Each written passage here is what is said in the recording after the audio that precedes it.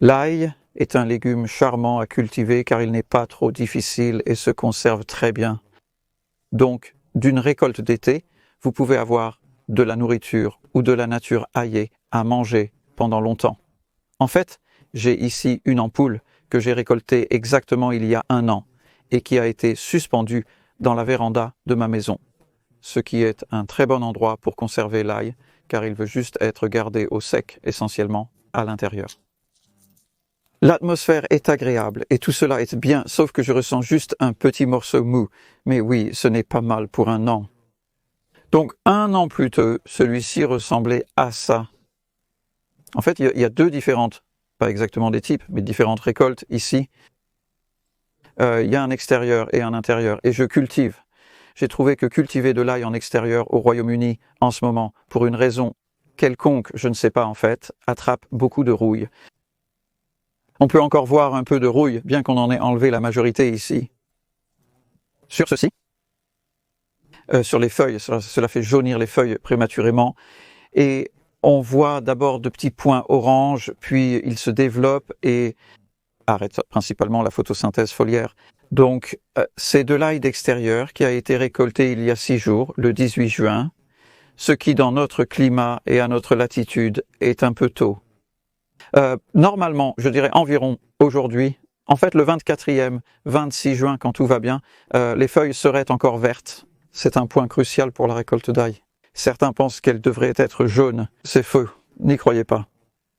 Vous devriez toujours voir environ la moitié des feuilles, au moins vertes. Mais ce que vous cherchez, et vous pouvez vérifier cela, juste une sorte de creuser dans le sol avec votre main ou utiliser une truelle, peu importe, et sentir autour de l'ampoule, et vous devriez sentir des protubérances où se forment les clous de girofle. Et ceux-ci sont un peu immatures à cause de la rouille. Ces fruits sont non seulement plus gros, mais aussi un peu plus mûrs. Et vous pouvez voir les gousses commencer à sortir. En pelant légèrement la peau extérieure, vous pourrez peut-être mieux voir. La peau extérieure était blanche au moment de la récolte, et curieusement, elle est maintenant devenue violette. Voyez-vous la belle gousse là-bas ? Donc, vous savez, cet ail est mature à 90%, je dirais, et il est bon à stocker. Il se conservera très bien. Il est toujours en train de mûrir. Et nous laissons autant du haut que possible tant qu'il est sain pendant qu'il mûrit. Cela contribue simplement à achever la maturation. Et vous pouvez voir la différence entre, donc ceci est l'ail extérieur planté, semé, comme dans les gousses semées, en même temps que ceci.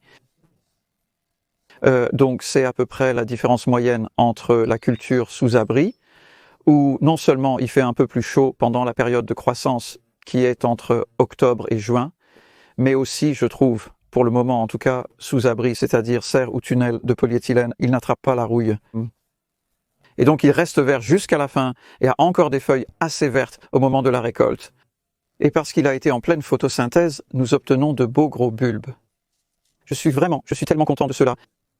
Et ceci est du col mou. Il est donc important de comprendre la différence. Avec le col mou, vous pouvez faire cela. Avec le col dur, c'est impossible. On va voir ça dans 1 minute.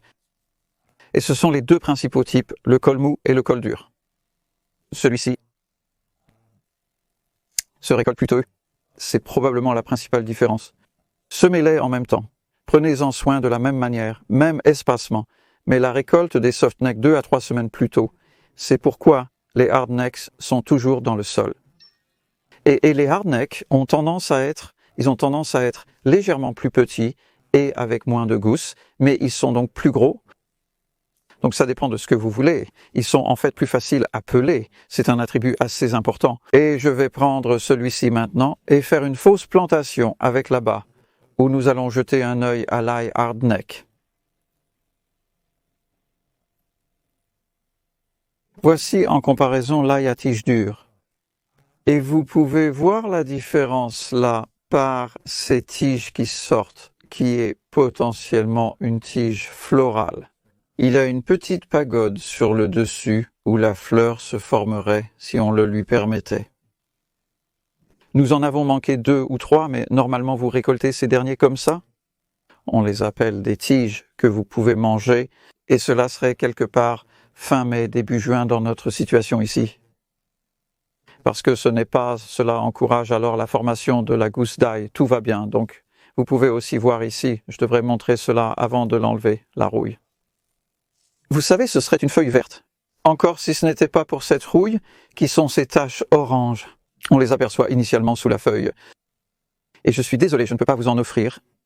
C'est très similaire à la rouille du poireau, mais il n'y a pas de remède pour ça. En réalité, beaucoup plus grave et qui s'aggrave également, malheureusement. Néanmoins, je pense que nous allons trouver, grâce à l'épaisseur de la tige, un bulbe de taille décente. Et bien que je pourrais laisser ceci un peu plus longtemps ici, parce qu'il n'a plus de feuilles, il vaut vraiment mieux le récolter. Et aussi avec l'ail, si vous le laissez trop longtemps dans le sol, il commence à pourrir un peu à l'extérieur et vous pouvez perdre la peau extérieure de l'ampoule et ensuite tous les gousses sont exposés. Et effectivement, vous pouvez voir que c'est beaucoup plus petit que les cols doux que nous regardions là-bas. Aussi plus petit qu'il ne le devrait à cause de la rouille. Donc, si je coupe simplement cela, je trouve qu'il est bon de couper les racines à ce stade, simplement parce qu'elles se coupent beaucoup plus facilement lorsqu'elles sont humides. Et ensuite, je vais peler la peau extérieure.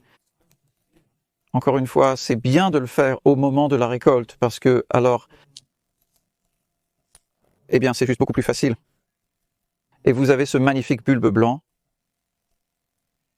où je vois une certaine différenciation des clous de girofle, donc bien que la rouille ait causé pas mal de dégâts, tout n'est pas perdu.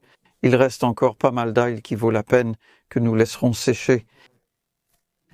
Vous pouvez le laisser sécher au soleil, mais quand il fait vraiment chaud comme en ce moment et que le soleil est très fort, c'est ce qui fait virer les bulbes un peu au violet. Et trop de cela peut causer une certaine détérioration de la chair de l'ail. Nous les laissons donc au soleil pendant quelques jours. Puis nous les mettons à l'abri avec un peu d'air pour finir de sécher. Pendant environ 4 semaines, jusqu'à ce que les sommets soient vraiment très secs. Et c'est à ce moment-là que nous les suspendons à l'abri. Et ensuite, pour la plantation, vous pouvez voir l'espacement ici. C'est environ 10 cm, 4 pouces. Les rangées sont 30 à 35 cm, 12-14 pouces de distance. C'est assez proche. Nous avions adouci là-bas avec pas mal d'ail de cette zone assez petite. Et la façon dont nous les plantons est très simple. Il suffit de faire un trou. J'utilise un plantoir parce que c'est si facile de faire un trou dans le compost de surface doux sans creuser. Et ensuite, je conseille toujours de prendre les meilleurs bulbes de l'année précédente. Soyez patient avec moi. Comme nous sommes en juin, c'est une fausse plantation. Ce n'est pas une vraie plantation. C'est ce que vous voulez faire en octobre. Donc, si je voulais faire pousser cette taille à col dur, je le laisserai sécher, puis je démonterai l'ampoule en gousse en octobre. Ce n'est pas gravé dans la pierre, ça doit être en octobre. C'est une moyenne. De mi-septembre à Noël, c'est possible. En début de période, le rendement tend à être plus élevé. Alors, sélectionnez les plus grosses gousses et mettez-les dans le même sens qu'elles poussaient déjà. Donc c'est le bas, l'extrémité racinaire dans le sol, couvrez et c'est de l'ail planté si c'est en octobre. Et en fait, ce que nous faisons, c'est de les mettre pas trop profondément, peut-être autant de terre au-dessus d'eux, puis le paillage annuel de compost sur le lit en octobre. Ça fonctionne vraiment bien. Ce lit a été composté le dernier octobre. Depuis, il a reçu quelques morceaux supplémentaires, car nous voulions perdre un peu. Mais en gros, c'est l'essence même, la simplicité.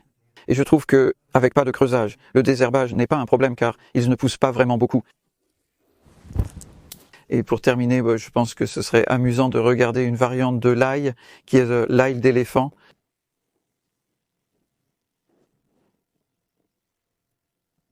Le dernier ail que nous examinons ici est un peu fou, il s'appelle l'ail d'éléphant.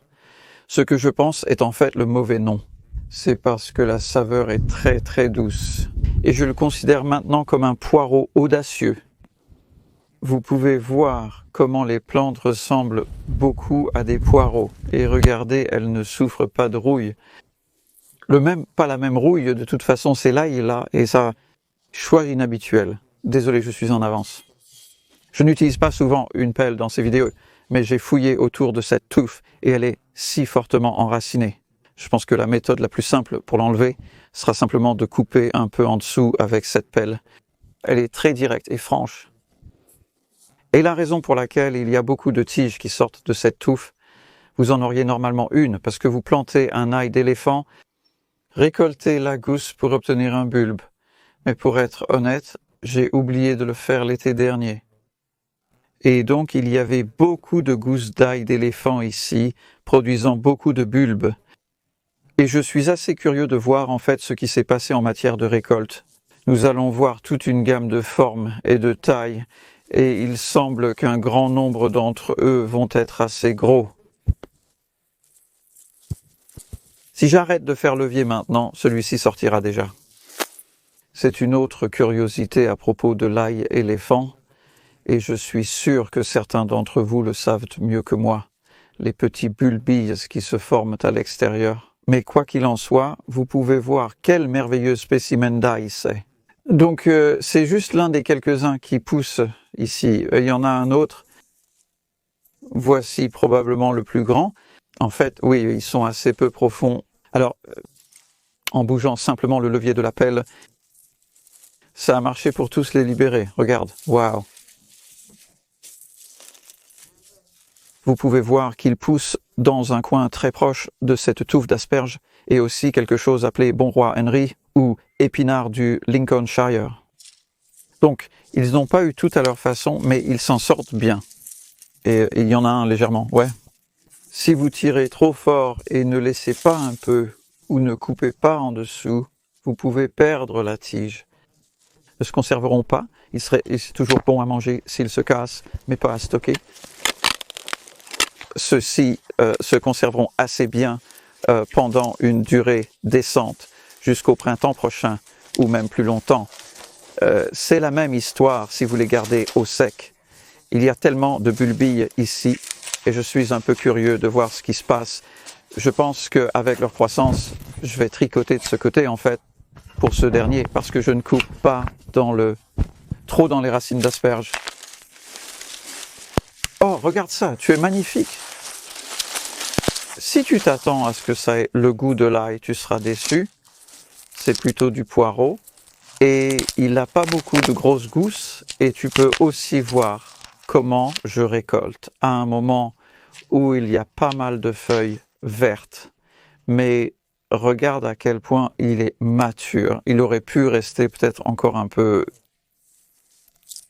2 semaines, donc il y a une assez longue fenêtre de récolte à partir de maintenant jusqu'à la mi-juillet dans ce cas-ci. Et je les traiterai de la même manière après cela. Et puis, il a les mêmes propriétés que tous les ails, c'est-à-dire que une fois que tu as une récolte, tu as aussi tes graines. C'est quelque chose que j'aime vraiment à ce sujet. Le doux que je récoltais, j'ai acheté le lot principal de graines il y a 16 ans. Donc, j'ai juste continué replantant des bulbes de ce même stock. C'est donc une culture très économique et relativement facile à cultiver. Je recommande l'approche sans creuser, car le désherbage peut être un problème. Sinon, il n'offre pas beaucoup de concurrence aux mauvaises herbes avec l'ail lui-même, et vous devriez trouver cela, en fait, assez simple.